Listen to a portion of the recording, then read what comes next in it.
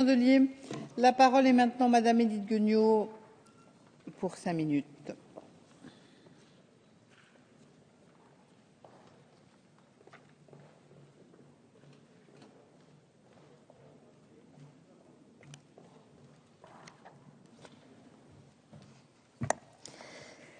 Madame la Présidente, Monsieur le Ministre, Madame la Présidente de la Commission, Madame la Rapporteure, chers collègues. Le budget 2014 consacré aux anciens combattants est un bon budget.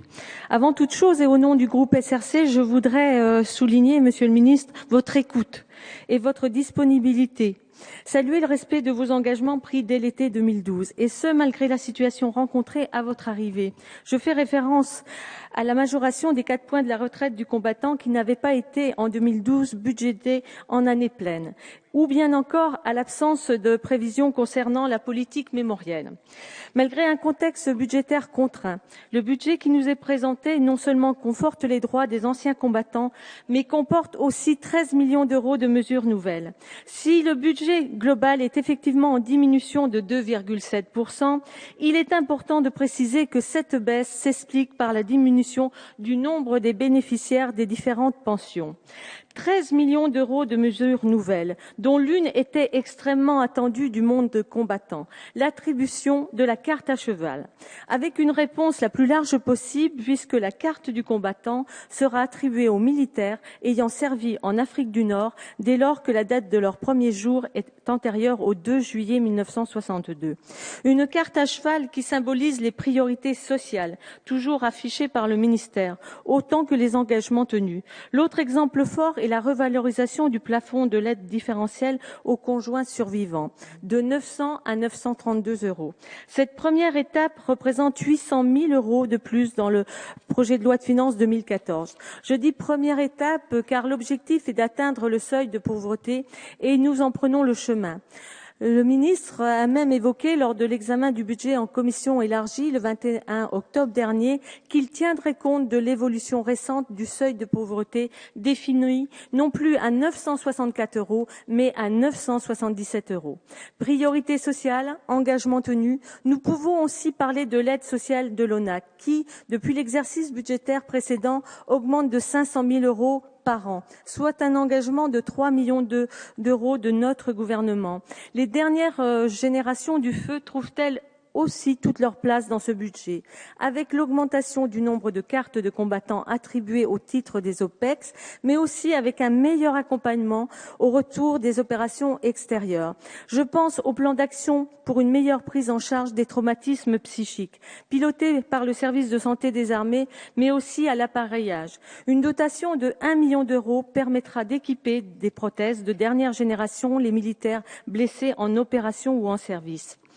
La ligne budgétaire de 10 millions d'euros pour l'indemnisation des victimes des essais nucléaires est maintenue. La demi-part fiscale pour les veuves est maintenue. Ce budget est bien la preuve du volontarisme de la majorité et de l'attention qu'elle porte au monde combattant. Certes, un effort est demandé sur la majoration spécifique des rentes mutualistes, mais au vu de tout ce qui a pu être dit, il est bon de rappeler que la majoration n'est en aucun cas supprimée. Elle est même d'ailleurs renforcée puisqu'elle sera enfin considérée comme une aide de droit commun. Il s'agit d'une mesure partielle et temporaire et surtout prise en concertation avec les organismes mutualistes. La double exonération à l'entrée ou à la sortie est préservée. L'ensemble des mesures décrites en faveur du monde combattant s'accompagne d'une modernisation et d'une simplification des actions de l'ONAC. Comme pour la demi-part fiscale, il est bon de mettre fin aux mauvaises rumeurs.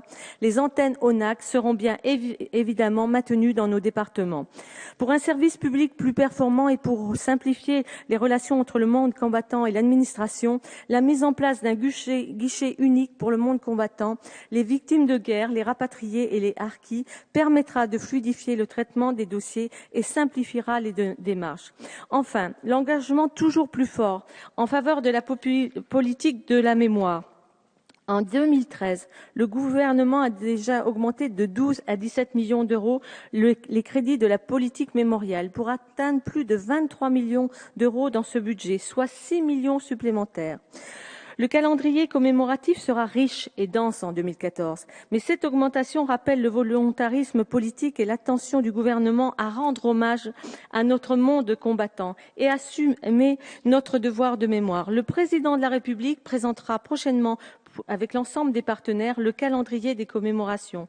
Pour la première fois, ces commémorations auront une résonance mondiale, avec plus de 30 pays représentés. Sur notre territoire également, cette démarche trouve écho, avec les commissions départementales du centenaire notamment, et dans mon département, la Saône-et-Loire. Je suis fière de voir que l'impulsion donnée par la politique nationale de mémoire permet de rassembler anciens combattants, écoles, associations culturelles, dans le refus de l'oubli et dans le respect. La jeunesse est indissociable de la politique de la mémoire. En faisant vivre le passé, c'est l'avenir que nous construisons. Et je suis heureuse de pouvoir souligner en conclusion de ce budget que la journée défense et citoyenneté trouve dans le cadre de ce budget toute sa place dans le cadre des politiques du gouvernement en faveur de la jeunesse. Le groupe SRC soutiendra avec fierté ce budget 2014. Je vous remercie. Merci, Madame.